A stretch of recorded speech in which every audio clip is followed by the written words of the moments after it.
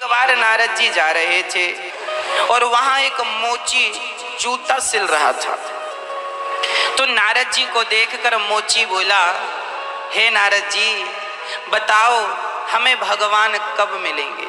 वो जूता सिलता और भगवान का नाम जपता, नारायण नारायण कब मिलोगे दीनानाथ, कब कृपा करोगे दीनानाथ। रोता और जूता सिलता जा, काम करता और भगवान के लिए रोता जाता।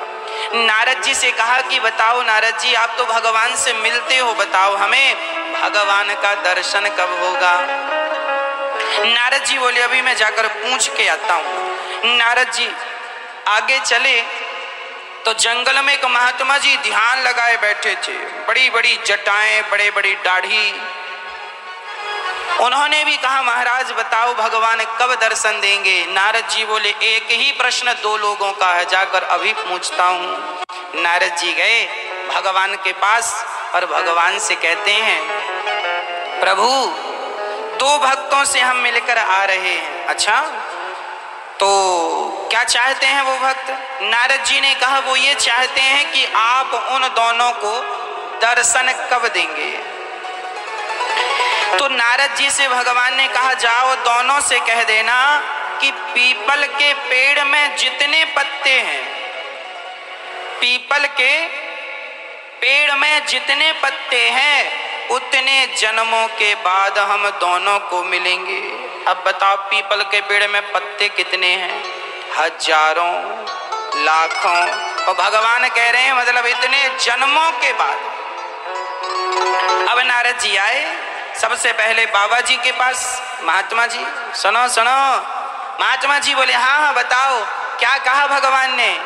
तो कहा नारद जी ने सुनो भगवान ने कहा है कि इस पीपल के पेड़ में जितने पत्ते हैं उतने जन्मों के बाद आपको मिलेंगे। बाबा जी का मनोबल गिर गया, अरे राम राम एक जन्म तो कट नहीं रहा और ये लाखों जन्म बाद भगवान मिलेंगे। नारद जी ने कहा भगवान ने कहा तो ऐसा ही है। तो बाबा जी ने कहा नारद जी फिर ये माला वाला आप लो, अब ये हमारे बस का नहीं है, इतना इंतजार कौन करेगा। हमें तो लगा इसी जन्म में मिल जाएंगे भगवान। इस सोच से हम आए थे, अपनी दाढ़ी बढ़ा ली है, बाल बाल सब, और जंगल में ही तपस्या करने लगे। पर भगवान कह रहे हैं लाखों जन्म, इतना नहीं होगा। जा रहे हैं अब हम घर, पत्नी बच्चों को छोड़ के आए थे, अब उन्हीं को देखेंगे। जा रहे चले गए बाबा जी। अब नारद जी को लगा हे भगवान जब इन ज्ञानियों का ये हाल है तो पता नहीं मोची सुन के क्या करेगा। नारद जी गए, मोची ने कहा बताओ भगवान कब मिलेंगे। तो उस नारद जी ने कहा इस पीपल के पेड़ में जितने पत्ते हैं इतने जन्मों के बाद भगवान तुम्हें मिलेंगे। ये सुन करके वह मोची पीपल के पेड़ में चढ़ता उतरता और नाचने लगा। नारद जी बोले क्यों नाच रहा है। भगवान से नारद जी ने कहा क्यों नाच रहा है। मोची ने कहा नारद जी अरे इतने जन्मों के बाद ही सही कम से कम भगवान को याद तो है कि किसी भक्त को जाकर दर्शन देना है। ये सोचकर वो चढ़ता उतरता और वो चढ़कर उतर रहा था, भाव में डूब गया, प्रेम में डूब गया और उसी क्षण उसका पांव फिसला, पेड़ से नीचे गिरने लगा। तुरंत भगवान ने प्रकट होकर उसने अपनी गोद में भगवान ने थाम लिया। तुरंत भगवान प्रकट हो गए और मोची ने दर्शन किया। नारद जी बोले हे भगवान ऐसे में तो हमें कोई कुछ भी कहेगा। आपने अभी कहा था कि हम करोड़ों लाखों जन्म बाद मिलेंगे पीपल के पत्ते में, पीपल में जितने पत्ते उतने जन्मों के, और आप अभी आ गए। आप झूठ बोलते हैं भगवान से कहा नारद जी ने। नारद जी से भगवान ने कहा ना मैं झूठ नहीं बोलता। तो आपने तो कहा था इतने जन्मों बाद मिलूंगा और आप तो अभी मिल गए। तब भगवान ने कहा नारद जी इसके भजन की, इसके प्रेम की और इसके समर्पण की जो रफ्तार थी, यदि ये उसी रफ्तार से चलता तो इसे लाखों जन्म लग जाते मुझ तक पहुंचने में।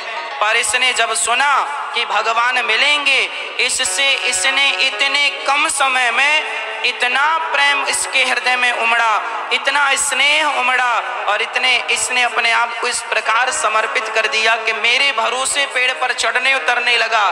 तो मुझे इसकी भक्ति की हठता देख करके मुझे इसी जन्म में आकर के से दर्शन देना पड़ा। इसको और सरल उदाहरण से हम आपको समझाते हैं। यहां से हमें माना कि दिल्ली जाना है।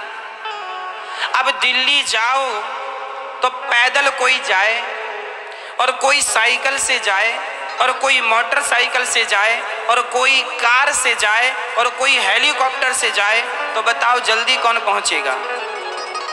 हेलीकॉप्टर से। और सबसे आखिरी में कौन पहुंचेगा? जो पैदल जा रहा है।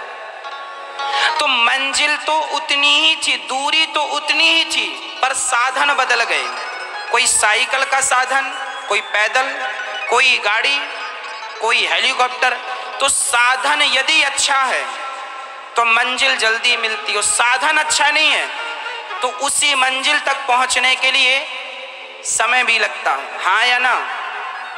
है ना? उसी प्रकार जीवात्मा से परमात्मा की दूरी तो उतनी ही है जितनी दूरी यहां से दिल्ली है। जीवात्मा से परमात्मा की दूरी उतनी ही है जितनी यहां से दिल्ली है, परंतु कोई पैदल जा रहा है, कोई साइकिल से जा रहा है। भगवान पैदल कौन? सवेरे 2 अगरबत्ती जला लिया, बस हो गया। माँ 10 बजे उठते हैं, 11 बजे तक नहाया, 2 अगरबत्ती जय जगदीश हरे। ये सब पैदल वाले हैं, ये पहुंचेंगे अगरबत्ती के भरोसे, बहुत समय लगेगा, कई जन्म लग जाएंगे। ये अगरबत्ती सब पैदल। तो कोई माला लिए बैठा है, सीताराम सीताराम सीताराम सीताराम जाप कर रहा है, ये साइकिल पर चढ़ा है, ये भी पहुंचेगा भगवान तक, थोड़ा लेट पहुंचेगा। और जो माला जपने के साथ जरा कीर्तन भी कर लेता है, श्री कृष्ण गोविंद, हाँ, ये मोटरसाइकिल में। और जो माला भी जपता है, कीर्तन भी करता है और कथाएं भी सुनता है और भगवान के लिए रोता भी है, ये कार में है, ये जल्दी पहुंचेगा। और जो भगवान के लिए तड़पता है, जैसे मछली पानी के लिए तड़पती है, नहीं मिलेंगे तो मर जाएगी, उसी प्रकार जब कोई भगवान के लिए तड़पता है तो वो हेलीकॉप्टर में बैठ के तुरंत भगवान तक पहुंच जाता है। वह भगवान के लिए तड़प रहा। कृष्ण दर्शन लालसा, भगवान को प्राप्त करने की जब लालसा जागेगी तो भगवान निश्चित मिलेंगे।